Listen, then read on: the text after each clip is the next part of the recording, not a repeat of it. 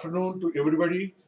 Uh, we at the National Science Center today, we are once again here to discuss on a very important, current and relevant topic, that is on artificial intelligence, opportunities and challenges. The National Science Center, which started in 1992, and to be exact, 9th of January 1992, and since then we have been delivering our services to the people of Delhi and people of India. So through the various programs, activities, and different discussions like this. Very recently, we had a discussion, a panel discussion on a calamity which happened in the northern zone of India, to be particular in Uttarakhand. So we discussed on the various issues related to the calamity and the possible solutions for this, and we had a very good panel on that day also. So today we are discussing about artificial intelligence, opportunities and challenges which are coming, which will be coming in the future. So we have a four-member panel here. I'll just introduce briefly to them, to you, the panelists. Mr. Mathew James Ballet is a very well-known name. Mr. Mathew James Ballet is an internationally recognized pioneer and author in the field of innovation, artificial intelligence, smart cities, and the Internet of the Things. His extraordinary leadership is widely acknowledged throughout governments and private sector, and he's an international figure. Welcome, Mr. Mathew. I hope you are able to listen to us. Then we Great to be here. Yes. Thank you. So welcome. We have also D. Kishore Balaji. He is currently as the Director, Global Trade Policy, and is focused helping government in the region develop optimal policy and regulation around the trade, digital trade and technology policy. Welcome, Mr. Kishore Balaji. Hope you are able to listen to me. Okay, we have third member in the panel, Dr. Rahul Katarya. He is Associate Professor at the Department of Computer Engineering and Science and Engineering at the Delhi Technological University, Delhi. And he's a recipient of many awards, including BRICS Young Scientist Award also, and he's in the profession of academics at DTU, New Delhi. We have with us Ms. Nuriya Ansari. Ms. Nuriya Ansari, she is the managing partner at Learning Links Foundation, and she has over 15 years of experience in leading various very large-scale programs, managing diverse government and corporate stakeholders, and she has led complex networking, initiated the adoption of new educational solutions that focuses on emerging technologies like AI, IoT, VR, AR, and redefine existing operating models to prepare the younger generation with future workshop skills. Welcome, Ms. Nuriya. Hope you are able to listen to me. Yes, I can hear you clearly. Yes, welcome. With me, I have Shri N. Ramdas Iyer, who is a very senior curator in our museum professions. We say the developer of the exhibitions and the main communicator, main pillar of the museums as curators. So he is also heading the education section of the National Science Center, through which we organize such kind of discussions, programs, hands-on activities, and different kind of activities. So we have, I'm privileged that we have with us Shri N. Ramdas Iyer. Sir, welcome to the show. Thank you. And he will be moderating the discussions. And I do hope that the viewers may also have a lot of questions which will be answered at the end of the program. So we'll start with the discussions on the various issues related to artificial intelligence. What are our opportunities and what are the threats? Which kind of industrial revolution it is? We have already seen 1, 2, and 3. So how far we are going to have this? What is the change we may see in our lives? Will it be very techno savvy, or it will be a part of the life? And will there be some changes in the education, technology, trade, businesses, and all these three we are going to discuss with this. So without wasting much time, I'll hand over the forum to Shri Iyer. Thank you.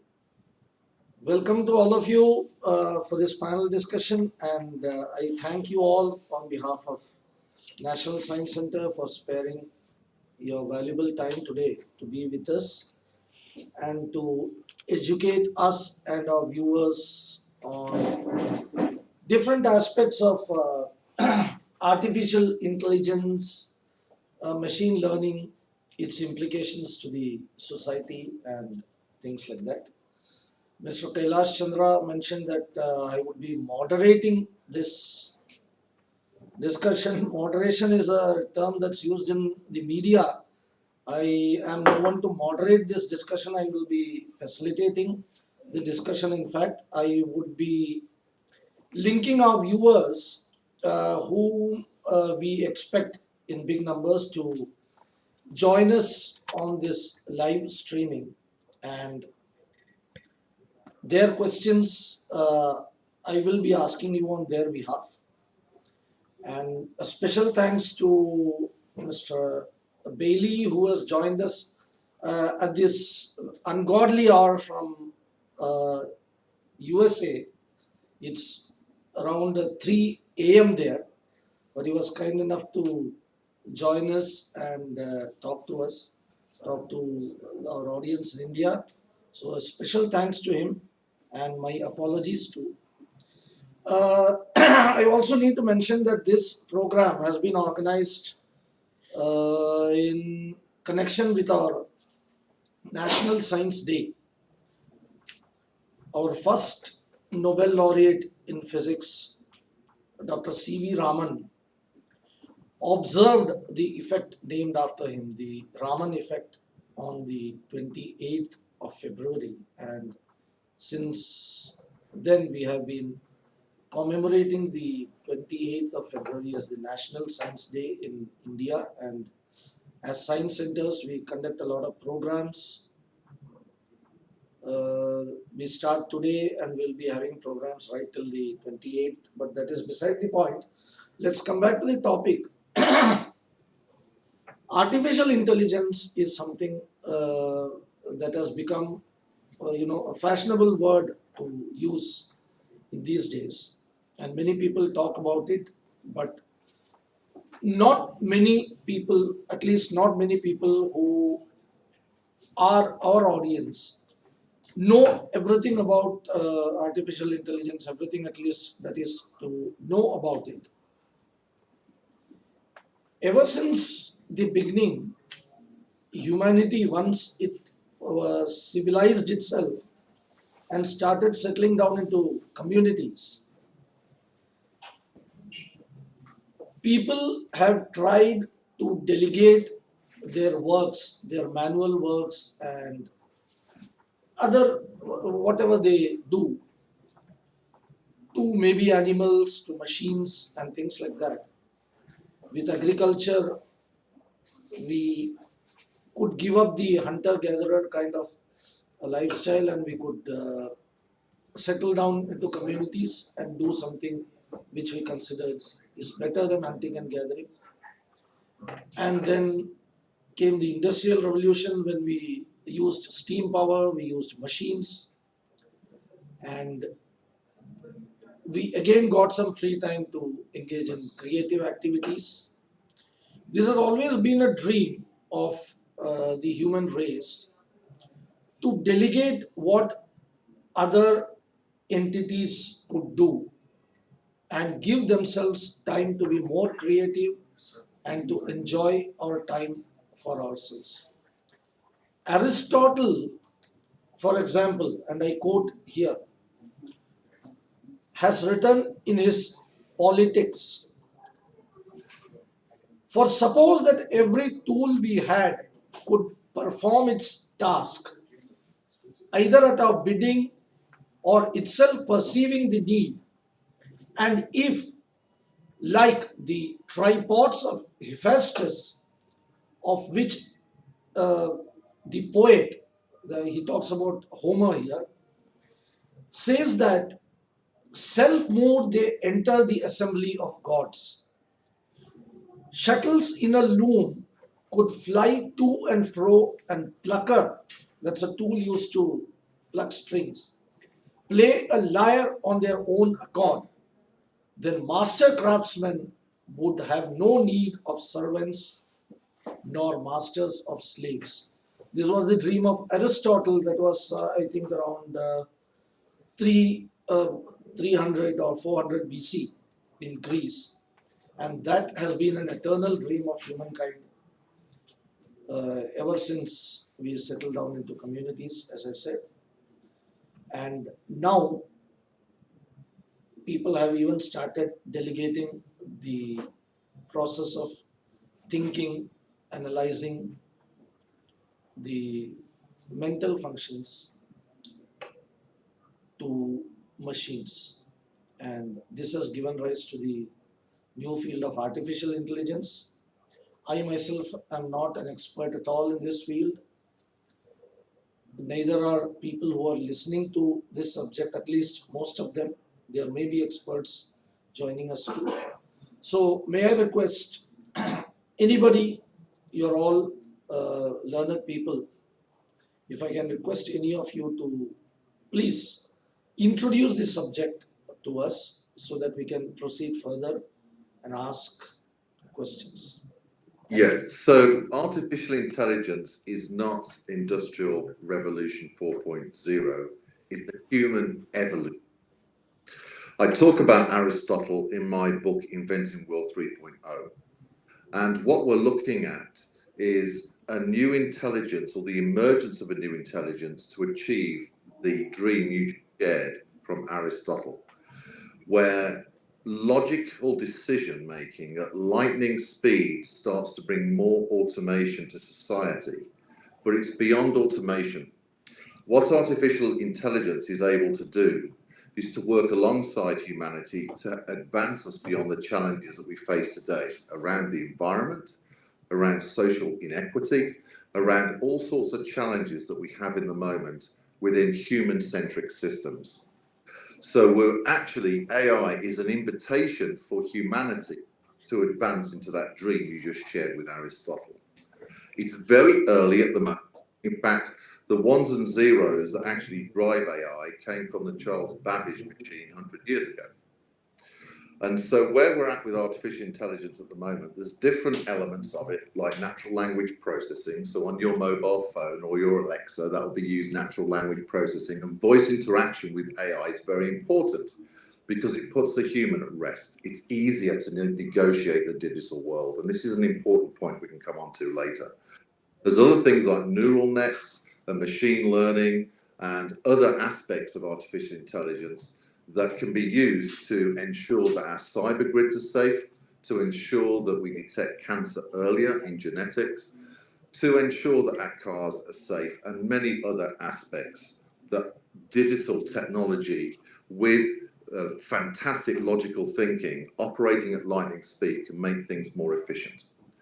So really, the artificial intelligence is an invitation for humanity to evolve beyond the human-centric challenges it has today into what I believe, and in the words of Rajiv Malhotra, into a new paradigm in which humanity is liberated to discover more of its human experience, as opposed to being beholden to the human-centric systems and the inequities that we have today.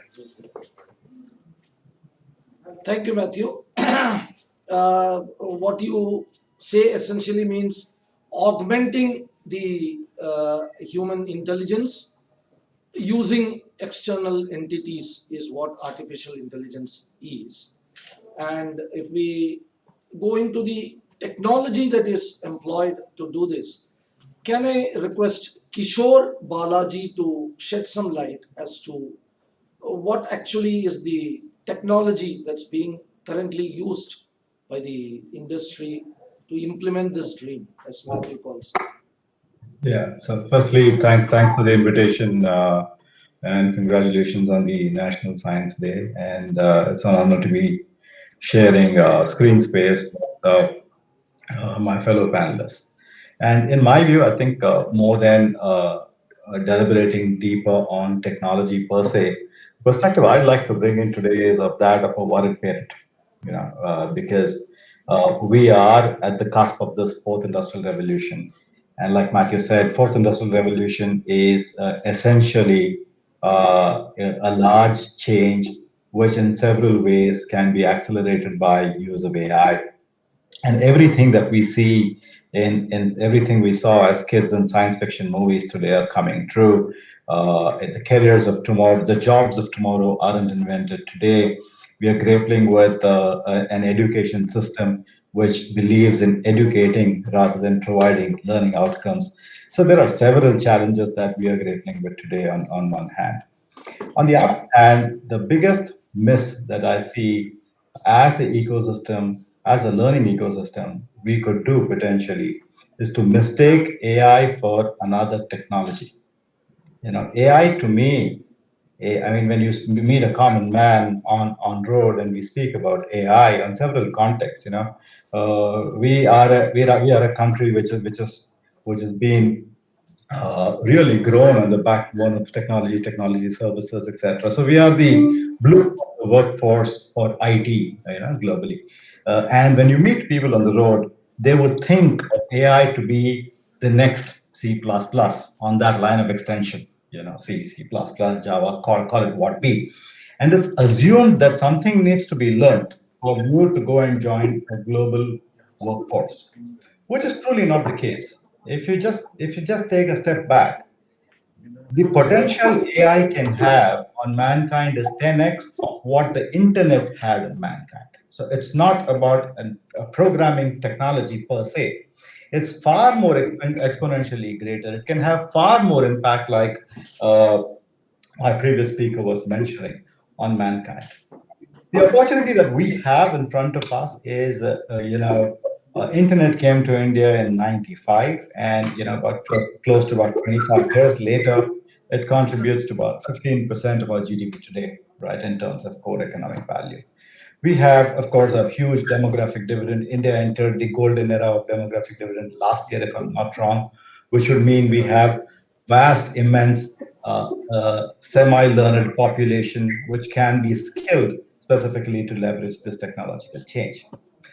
Now, imagine the potential that AI can actually bring onto Indian economy if the ecosystem came together to drive a change of something that has got a potential of 10x of internet in about, let's say, 5 years. So we're talking about a potential economic value addition to India of about 15 to 20% of the GDP, say about 950, $960 billion in just 5 years.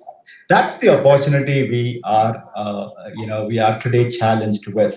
And in my little view, if we miss the woods for the trees by treating AI as one skill that has to be drilled into everybody in the learning space, I think we will miss the purpose. Having said that, I'll just take 2 more minutes to just place my comments on what are two or three things that I think we should be trying to do or get right within the ecosystem, and then I'll pass the mic on to the next speaker. I think fundamentally we as people who worry about scaling the future have to truly begin to think radically differently about how we focus on learning and not education. Somehow in India, when we bake the education ecosystem for scale, we confuse ourselves with education to learning. Both are different in several ways, right? So I think we need to look at rediscovering the way AI skilling can be imparted in our learning ecosystem. The second thing is, we have to pay attention to the workspace of the future. So as we progress into the workspace, 2 years from now, every work environment will have 5 generations, working in the same team, same project, and so be. So inclusion becomes extremely critical. It could be around gender, it could be around age, and so on and so forth. The third thing we should focus on is we cannot skill the workforce for a future that is yet to be discovered. right? So the future of jobs, like, famously people drop the quote, the future jobs are not discovered today. However, there are some building block skills that, we can prepare the workforce for, right? Adaptive learning, design mindset, cognitive load management, sense making, cross-cultural competencies, transdisciplinary capabilities. I think we should look at how our education system can be catering for some of these skills which will last our kids in future as they step into the AI world. Lastly, like Robert Schiller would say, you don't wait for your house to burn down before you buy fire insurance, right? So as this AI world seeps in, and when is it happening? It's not around the bend. It's happening right now. So if you would log on to make a ticket booking today and take a bot which helps you out with the process, that is in some sense, AI slowly creeping in into our day-to-day transactions. So we can't wait for the house to burn down before we kind of buy an insurance. So I think getting the right policies which are regulated optimally, which are regulated carefully and more responsibly are required. Last but not the least, I believe if one could solve for India, you're probably solving for 60% of the world. So AI has the potential today to have a play in everything that you can imagine, for which India is a perfect lab because we have data at scale available to be able to put India on the world map of AI. May it be mobility, we have driving sets which are so unique in India that if you you're solving for like a large part of the developing world. Healthcare, there are challenges around education, there are challenges around agriculture that you can solve for. So I see AI as a huge step in not one technology, but a huge step, an opportunity for India to address inclusive growth and a huge role that it can play today. The only question is, are we gearing up rightly for embracing the change that's around the bend, which is going to have huge exponential upside for India. So I'll pause, but I'm happy to kind of chime in as required. Thank you. Thank you so much, Kishore. That was a very comprehensive outline of the whole thing. We are in the midst of AI right now. If we buy something, if we talk to consumer care, if we talk to a bot, we are in fact using artificial intelligence, and we are in the midst of it. What remains to be done is formulate a watertight policy which will help us navigate through this new field. And another important thing you mentioned is that in this 24 by 7 by 365 free choice learning world, 5 generations or perhaps even more will be working together on a particular project, if not in the same office, maybe on the same project. And if not training people on specific skills, training them on, you know, uh, as you said, building block, that was the term you used, building block skills would be a good idea to go ahead. Now, for the benefit of some of our viewers, uh, can we go a little into history? I'm not inviting anybody in particular. Any of our panelists would be capable of doing this. A little back into history and telling us what this industrial revolution 1, 2, 3, and 4 have been, and what the Internet of Things have been. If it comes from you, it would be better. It would be more authentic. May I request any one of you to please tell us a little more on this.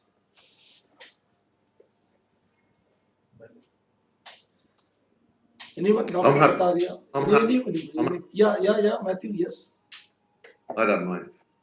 Thank you very much, Kishore, for your views. I think that that was a great start to outline the opportunity and the challenges for India. Really, the industrial 1.0, 2.0, 3.0, and what they're calling 4.0, which I think is a mistake. I think it's beyond that. Really is about greater connectivity between communities through technology like the internet, or maybe wireless technologies. It's greater deployment of computing in order so we have distributed power and distributed intelligence to make decisions in our factories, to make decisions in our hospitals, to make decisions in our communities. So when we saw the rise of the internet, that obviously allowed trillions of dollars of new commerce to emerge as businesses became online, and that was a huge opportunity. And you're probably aware that Sir Tim Berners-Lee, who invented the internet, said actually, and recently, we have to start again. We have to put ethics back into the internet and agency of people's data. So the internet itself is going to have to be reinvented at some stage, and I talk about this in my book. The Internet of Things that you talked about is a multi-trillion-dollar economy, and really it's an important stage, and this is why I was involved in it. Deploying sensors within society, within our environment, in our hospitals, in our schools, in our transportation systems, in our manufacturing plants, and in agriculture. What it does, it allows us to get data from physical world systems that then allows us to understand what's happening in the physical world, and then we can use data and intelligence to then start to understand and automate and make things more efficient.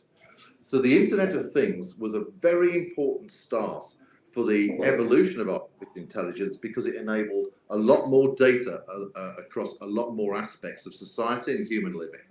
And so more data and broader data allows us to actually train AI in new different applications and actually get its decision making right. Things like smart cities are incorporated, I think, within the Industrial 3.0, 4.0. And this really is about how do we digitize human living, if you will? How do we deploy edge compute with faster processing on our streets and throughout our buildings and in our transportation systems, making decisions at the edge right next to human living? Having data centers, having things like 5G, so we have faster communication between the applications. Really what it is, it's trying to use a digital world to create balance with human living and also to cater with the challenges of increased pressure on resources and services to serve citizens that are within cities and communities. So really smart cities are a step forward in humanity's partnership in human living with the digital world.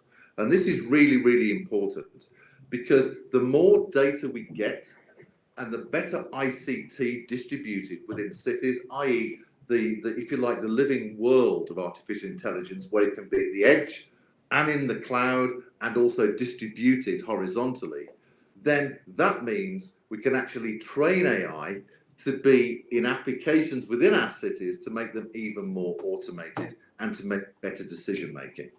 So really these stages in advancement of automating the lyre or the guitar that you talked about from Aristotle are underway. And where we're at the point is this: how well does the lyre play? Does it play the tune of India or does it play someone else's tune? And this comes to the fundamental question of how does India take charge of its future with artificial intelligence? Do we need to integrate, for example, Vedic principles within artificial intelligence? How do we ensure that artificial intelligence is operating fairly within society for everybody? So there's huge philosophical questions, and let's be honest, India is one of the greatest philosophical places in the world in history. There are great philosophical questions we need to ask, and I believe that India holds some of those answers to those philosophical questions for the future of artificial intelligence. And before I hand over, here are a few things for us to consider. 70% of the fashion working industry are going to lose their jobs due to artificial intelligence over the next 5 to 10 years. And so we're already seeing, to Kishore's point, a change in jobs and a need for workforce. 1% of Finland, 1% of the general public are being trained in programming artificial intelligence. Maybe that's something that should be considered by India, probably at a regional level rather than a national level. And the other thing that's going to be really important to the success or failure of India in AI is its supercomputing strategy and its quantum computing strategy.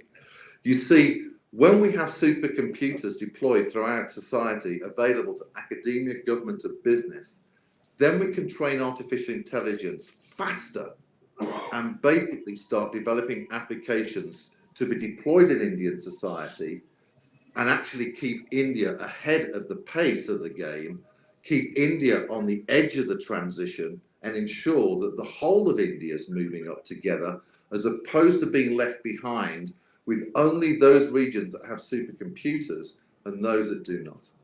I'll hand over to the rest of the panel. Just a question, Matthew. Yeah. Can India or any country be left behind or be ahead in this field when this appears to me to be a stream that's carrying all of us forward together?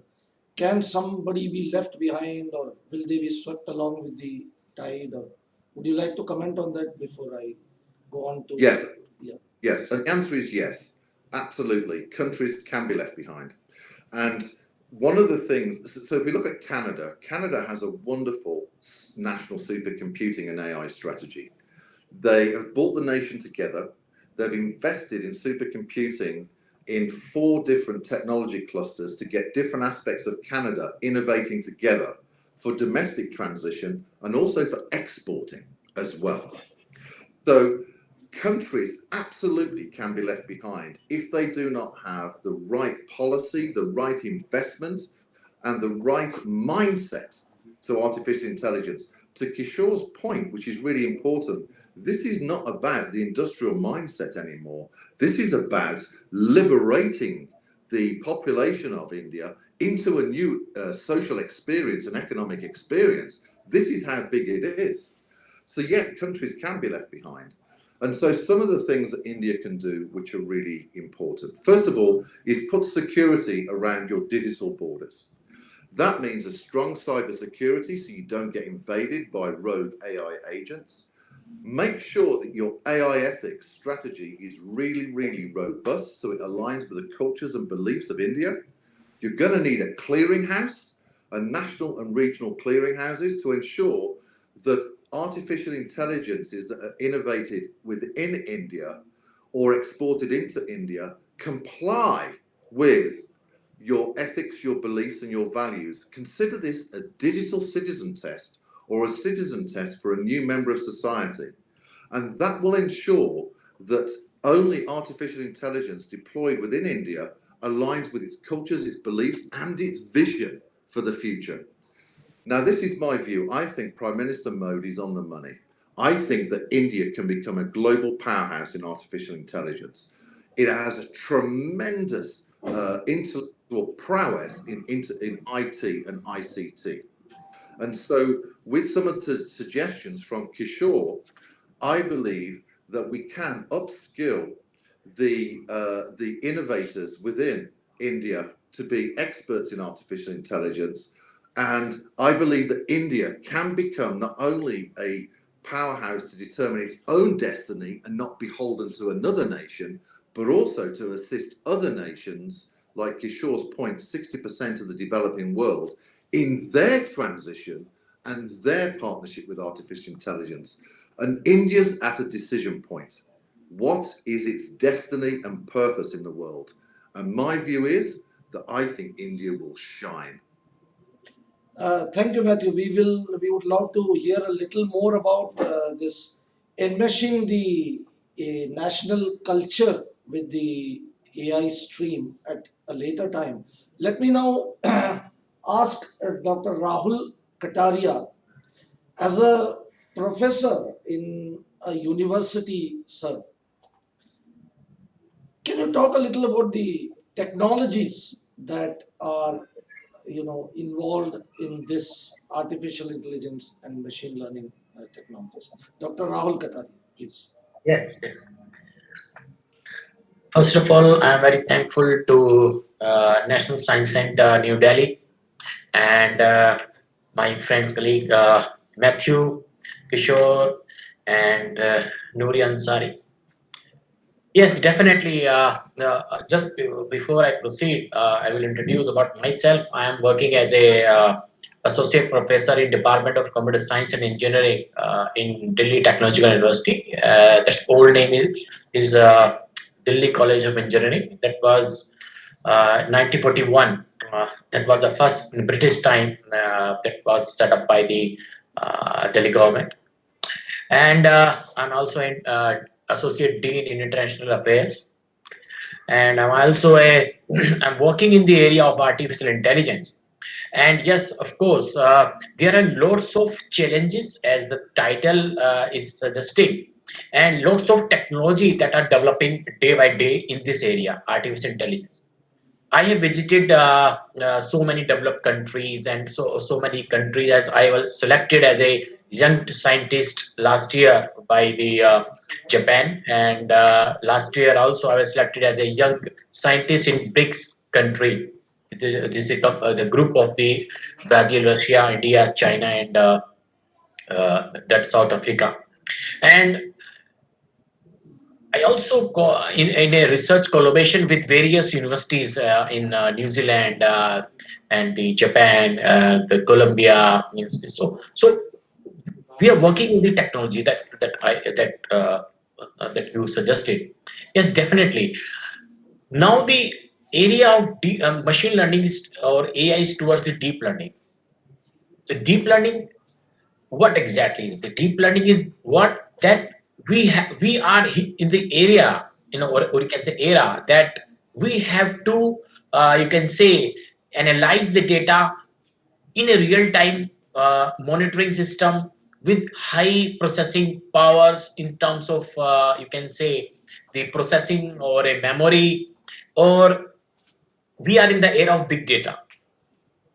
So fifth decade back, that was very you can say we don't have that particular such type of processing powers, but now we are in the era of deep learning, as uh, Dr. Kishore advised, that data availability. Yes, of course. And of course, because now we are generating the data very you can say very regularly.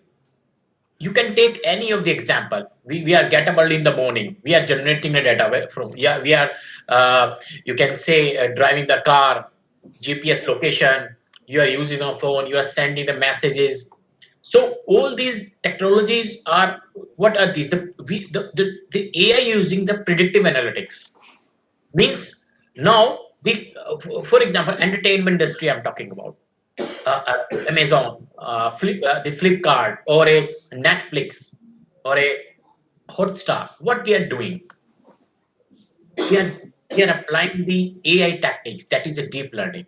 They are analyzing the personality user to user. For example, we are all the people in this group. We all have different taste in movies. Some will like horror movies, the comedy movies, and some plays. So Netflix engine, for example, I'm talking about the technique. The Netflix engine is very smart recommender system that is suggesting, that is storing in the memory, that which movie should be recommended to what and which user. So they are working with the such as the recommender system is a technology in which the collaborative, content based, and the hybrid and the context based approach is moving. So artificial intelligence is moving towards the deep learning side. So for example, my phone is with me, and tomorrow I have a flight to USA. So automatically my system or my phone will upgrade according to the real time you can say scenarios, and all the temperature, the location, they will update it accordingly, and that will stored in the Gmail. And what Gmail is doing, they are also very smart. And what is Google doing? Google is doing the same. The AI is applying. So, but we are in the era of AI, which is not a smart. AI is not still smart. Still, it's learning. We can give a command to Siri or Alexa that play the music, and search that song or yes or no, it will do, but still not expert. For example, I forgot my wallet in the car, and can I give a command to AI, go and take my wallet from that car and come to my home back? No. Still AI is not such that at a maturity level. Still we are a very, you can say, immature AI is there in our world. But definitely the AI is what, that is machine learning, that is supervised and supervised, and the reinforcement learning. So self-driving cars, what are they doing? They are analyzing that how without a human they can drive the vehicle without any accident. But recently there is a chance for 0.1% there is a chance that accident will occur. Yet that happened. But still that accident occurred because there was still a scope. So that's why the technology behind is deep learning, and here there are lots of you can say models behind that: recurrent, deep convolutional network, encoder. So these are the algorithms which we are working behind. The actually you can say the at the front the AI is looking very smart. At the backstage there are still lots of improvement we need. So explainable AI, if you heard of explainable AI. So we don't know the yes, of course. Just in the healthcare, I have also a project working on the DST project, Department of Science and Technology, in the COVID-19. So we are in the process of taking the data of the COVID-19. So we are predicting with the help of AI that as a traveler, if I want to go to a particular location of India or outside of India, then which month and which place will be safest for me in a real-time environment. So AI should be used in such a manner so that it should benefit it for the human. Thank you, So yes, thank you so yes, much, Dr. Kataria. thank you. Now, can I ask Nuriya Ansari to talk a little about how AI is being used in education? So thank you very much. Thank you, Mathew. Thank you, Kishore. Thank you, Dr. Katarya, for your thoughts. I was listening to this conversation, and and at one level, I'm very optimistic about the future, because from an education perspective, it seems like there is a new universe of opportunity. And at the other level, it saddens me and it frightens me, because when I look at education and I look at the crisis of learning that we are going through right now, I am wondering whether the future generation of students coming into the workforce would be actually able to accrue the best benefit, best potential of the technology that is available.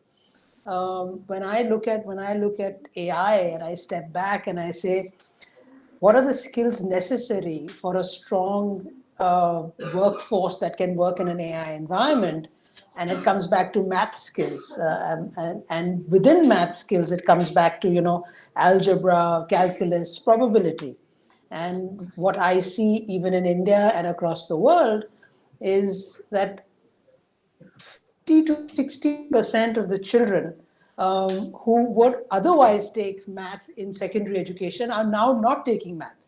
So we traditionally, India has had a very strong math environment, right? We all of us, I think, in this room did 11th and 12th in math. Math had to be done. Increasingly, math does not have to be done. Children are not taking math. And when you're not taking math in the 11th and 12th, you're not doing algebra, linear algebra, calculus, and probability. So that's that first bottleneck that's coming in with us, where we don't have good quality math professionals coming out. The second challenge that I'm looking at is teachers. I mean, it is unheard of. In the pandemic, globally, 16% teachers actually resigned from their jobs. The teaching profession, no one ever resigned from the teaching profession. But globally, thanks to the pandemic and the online environment and the stress of working in an online environment, 16% of the teachers actually resigned from their jobs. There are 16% less teachers in India today than there were pre-pandemic, for example. And if you look at what a teacher's job is, and she spends 50 to 60 hours in a class, in a school environment or a learning environment, she only spends those 25 hours with students. The remaining other work is around, administrative work or testing work, or other kind of non-academic works. So that you know, and these 3 or 4 data factors, I'm staring them at the face and I'm saying, how do we leverage the potential of what Kishore and Mathew have shared? How do we make AI, India a true AI destination?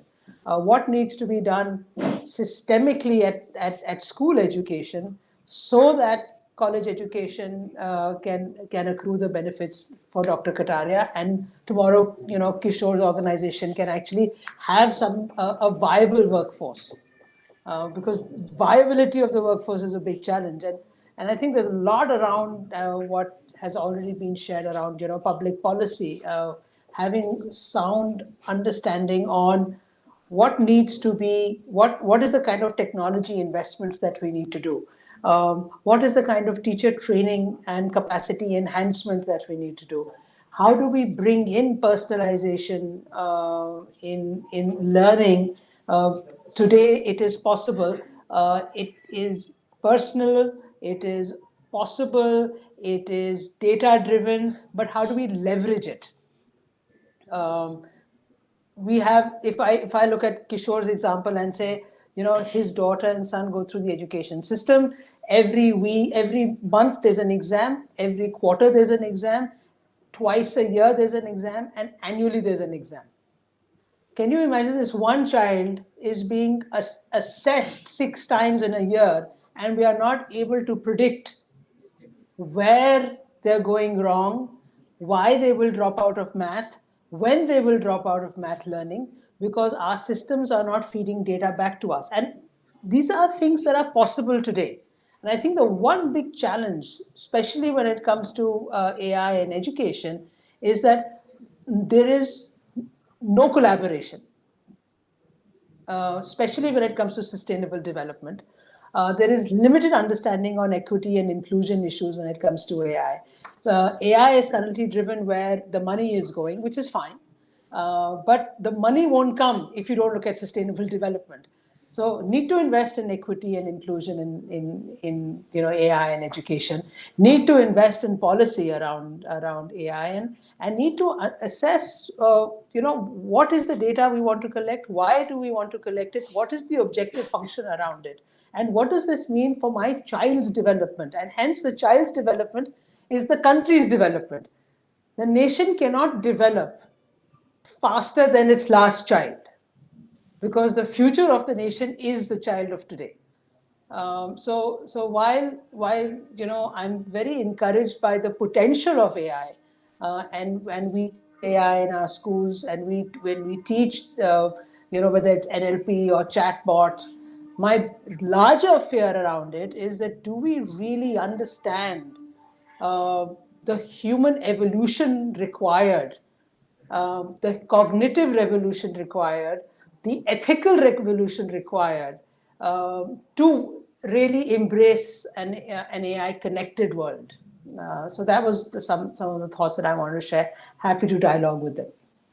Thank you, Nuriya. You have brought up some concerns, especially considering that teachers are a particularly important group of people who will be carrying the society into its future.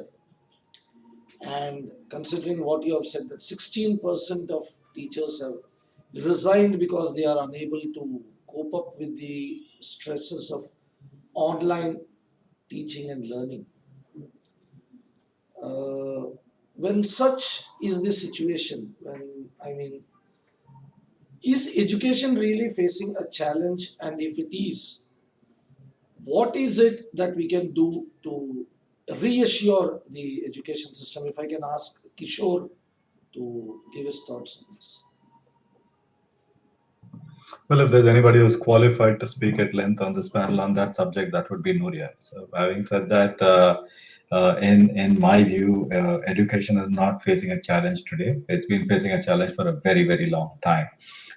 May it be the any indicator that you take on the education system in India, given the vast terrain India is, we've had challenges. May it be availability of teachers, may it be quality of teachers, may it be literacy of teachers. I mean, very often we come across teachers in some terrains who lack basic numeral ability and language ability, so on and so forth. So I think enough has been said and written about this in past. I think uh, there is only so much we can solve for today by using yesterday's method of trying to reskill our teachers and so on and so forth. COVID certainly has provided a very bright crack in the sky, as I look at it, with the acceptance of people willing to look at learning, uh, you know, in a different way, more online, more interactive, and so on and so forth. I think definitely when we solve for tomorrow's education problems, we could look at issues around that. But I would think our education system is robust in places where in cities where access to resources are very strong, etc. But as we keep dialing into different Indias, I think we have had huge challenges. Those challenges will continue, and I worry more than anybody else on how we're going to address that issue. Some answers may lie in several initiatives, like people like Nuriya driving on building PPP models, embracing technology to overcome that last mile barrier, so on and so forth. But again, several of these initiatives still lack that impetus for large scale, right? We haven't solved issues like this on scale. So I'd invite Nuriya to just further my comments on this, please. Yes, Nuriya, if I may add to what Kishore asked, you address the concerns of, I mean, what the children are facing in the future, how the teachers will be able to cope, how will the students being led by teachers who are themselves a little apprehensive to cope with all this in the future. If I may add to what Kishore asked, can AI itself be used as a tool to enhance better understanding and hand-holding to students and teachers so that they can emerge into newer horizons better equipped? If Nuriya can answer this. Sure, sure. And I think to Kishore's point, if we try to do the same way of solving a problem that we've been solving for same method we follow to solve a problem, and you're not getting the results earlier, you're not going to get the results now. I think Absolutely. the teacher capacity building, working with teachers in classrooms has been done. And I think today, what we realize is that that's where the opportunity for, let's say, a data-driven or a data-backed active feedback loop environment, which AI can present to a teacher and to students, can actually then leapfrog. Because if you're going to try and use incremental methods to improve learning, we are in a crisis. We've been in a crisis, and very soon, with the requirements of the new industry, the requirements of the new intels of the world, we are not going to have enough employability or enough jobs in the market. The kids are not going to be skilled. So yes, there is a massive opportunity that I feel personally, and we're seeing the beginnings of it. We look at what's happening, let's say, for example, in China and Brazil around personalization, around collaborative learning, around intelligent tutoring. We know that Khan Academy is trying to do some of that. There are some private enterprises that are doing around, being responsive to a child's learning rather than looking at, one system fits all for child's learning. We also know that There are ways in which data can feed better inputs to teachers. Unfortunately, the assessment method hasn't changed in 800 years.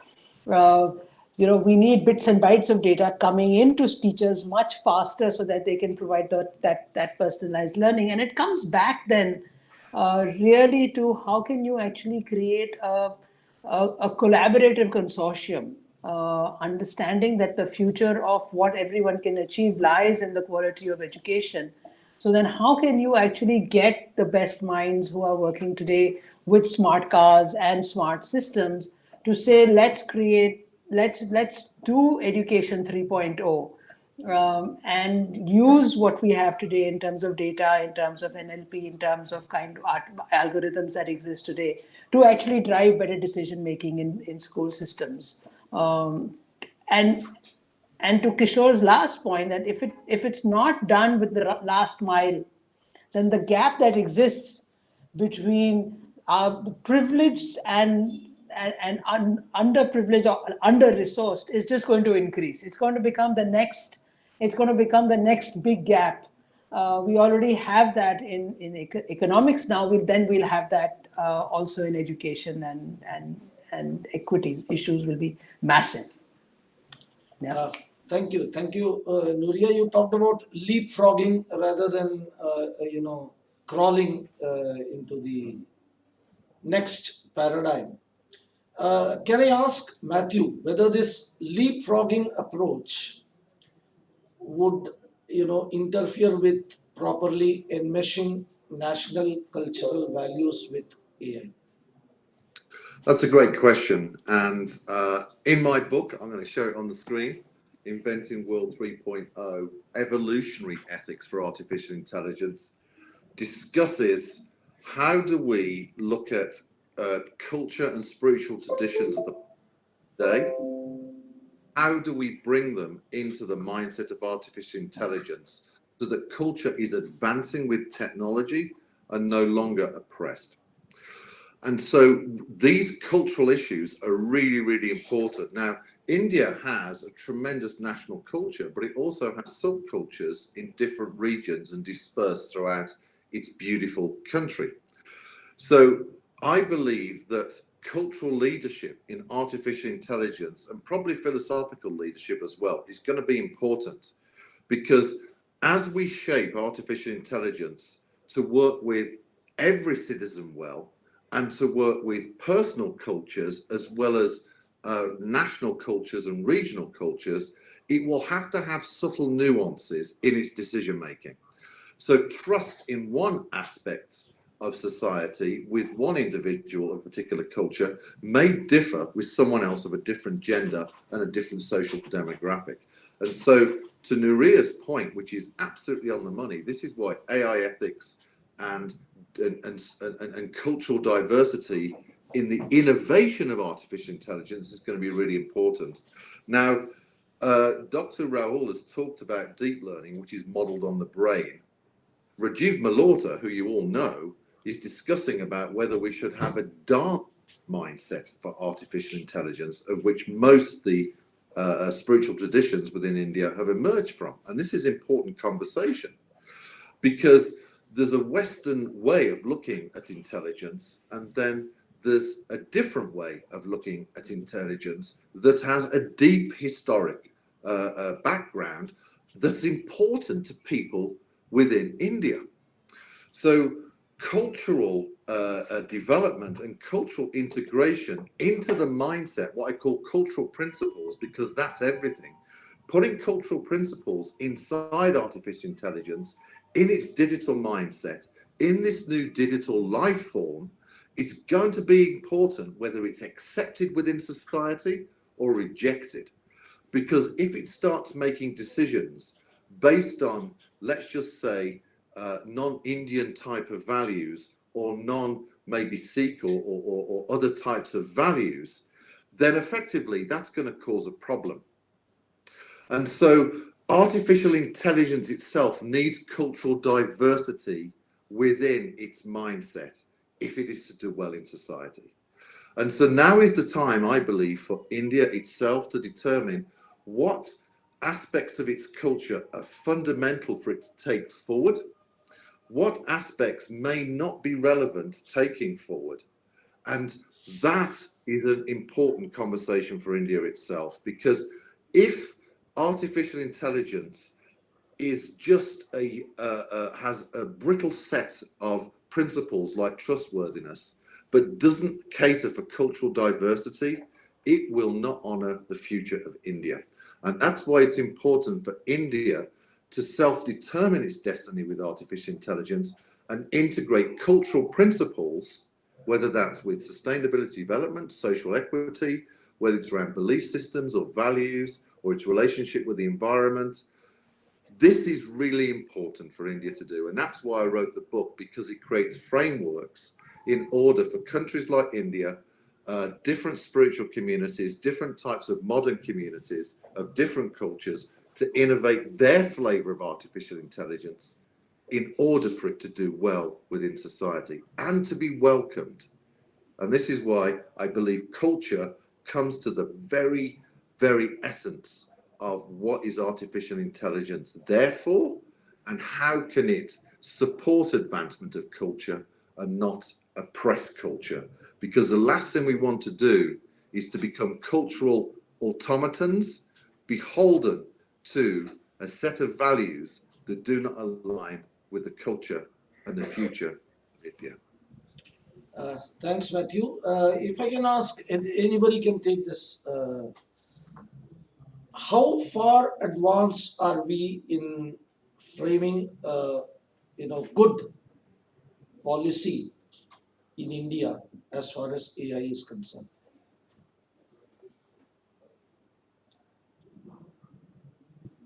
I could go first. I'd like to lead in from Matthew's comment on India finding its own model Yes. of AI evolution, right? I mean, from that perspective, I think I'm of the opinion that India is recognizing, leading into the policy question too that you asked. I mean, there are a couple of policy papers from AI specifically on from Niti Aayog specifically on responsible AI that have been published. I think India recognizes its potential, that India needs its own model of AI adoption. You see, the Western world, the AI adoption curve is largely led by large corporations, whereas if you look at the likes of China, it's very, very government-centric model that's getting floated. India so far seems to appreciate an approach where solving for society with the society will help build scalable adoption for AI in India, right? So the essence of at least the policy place so far talks about that. So I think India is therefore uniquely positioned, and the strength is in the fact that India recognizes that it's uniquely positioned to do that. And I think the fundamental building blocks aren't discouraging from a policy perspective. I think we have the right intent, and the policy reads well for what was published last fortnight. And again, I mean, my biggest worry as a policy, not worry, my biggest comment as a somebody who's engaged in the policy space is we only know what we know, and a lot of it will emerge as we go forward. And the flexibility within of the policy ecosystem to be able to contribute in short cycles and build policies, regulations, and rules as we move forward needs to be accounted for. And as long as we have the openness within policymakers to have such short cycles to visit, revisit, and redraft their views around responsible AI, I think India will stand to really gain out of it. Thank you, Kishore. Dr. Katarya, there are some questions coming in. These are technical questions, and perhaps you would care to answer them. Like the role of neural networks, natural language processing, etc. in AI. Professor Katarya or anybody else? Yes, thanks. Basically, NLP, sentiment analysis, and the social networks. These are the, you can say, areas where AI is playing a very important role.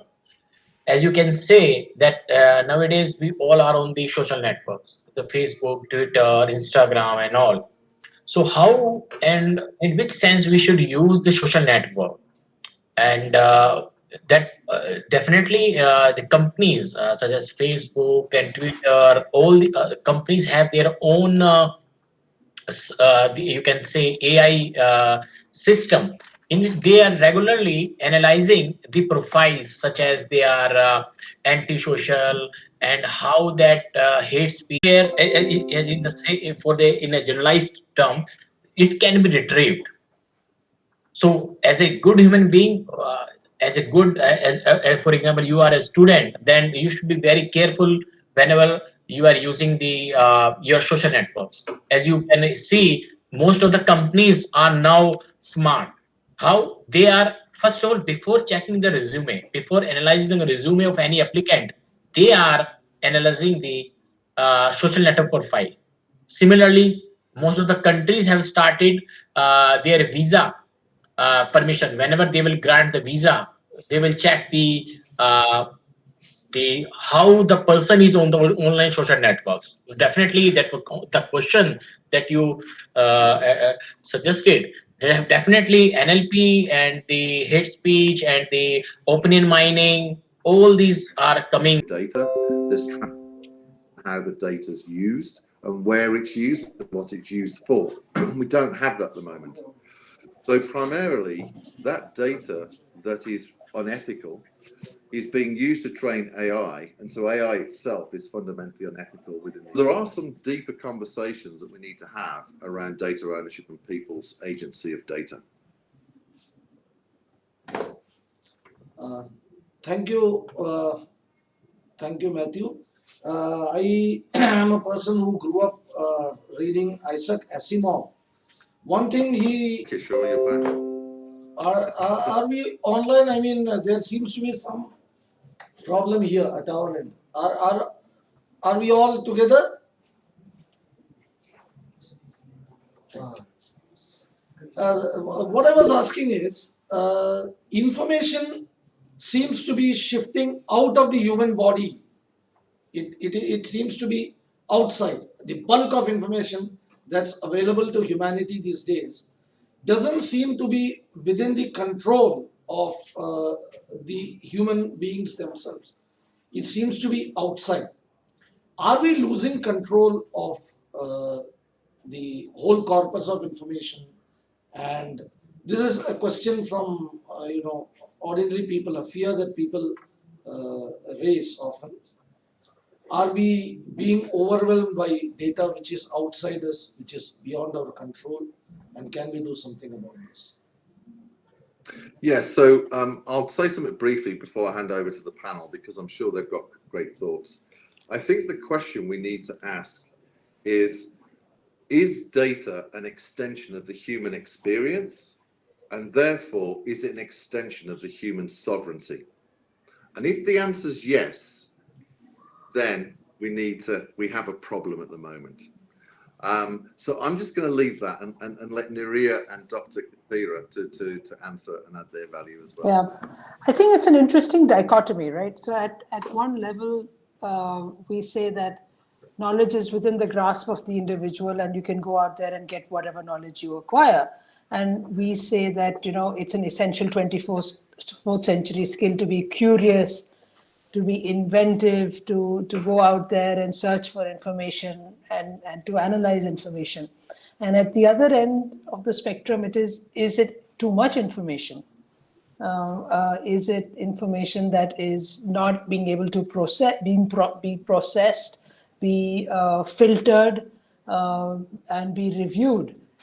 So I think the way, and again, I think it's a response as citizens and supported by active governments, supported by really a community, about how do we teach children very early on how to deal with information overload. Information is there. We need to address how to deal with it. It's a very interesting study that I read once, that children youth in developed worlds spend less time on smartphones as compared to youth in developing worlds. So in India, we may have less access to smartphones and 5G and 4G, but when we do have access, we spend far more time on it than children and youth our age in, let's say, where Mathew is sitting, or any other developed world. Because there is a relationship that has been formed with data and information, which is still not formed in a developing world. Thank you. I think this program was for about 1 hour. I think we have already, we are at 1 hour and 15 minutes, and we have barely scratched the surface. That shows how important this subject is and how much we need to discuss and talk about it. And perhaps we'll be reconvening one day very soon. We'll be talking a little more about this. I must thank you all of you for joining us, because all of you are doing important work, and your time is valuable. So I thank each one of you for keeping aside what you have been doing and joining us, and Thank you, sir. giving us your thoughts about this very important subject. Maybe one day soon we'll get together again and we'll discuss this in much greater detail. Thank you all, and a special thanks again to Mathew for staying awake at this late hour and talking to us and sharing his thoughts with us. Thank Get some you. sleep. Yeah. Thank Thank you. you. Get some sleep, yeah. Thank you, Kishore. Thank Fine. you, Dr. Katarya, and thank you, Nuriya. Thank you all for being with us today. It's Thank been a pleasure. It's been a pleasure. Thank you. Thank you. Thank you.